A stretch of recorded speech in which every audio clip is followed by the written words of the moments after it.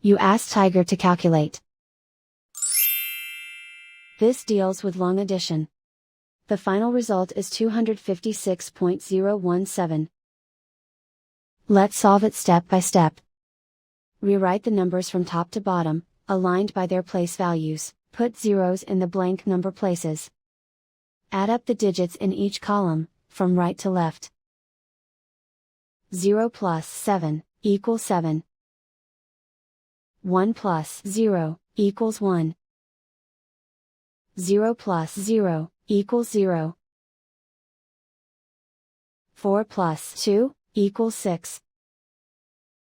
3 plus 2 equals 5. Write 2 in the hundreds place. And so the final result is 256.017.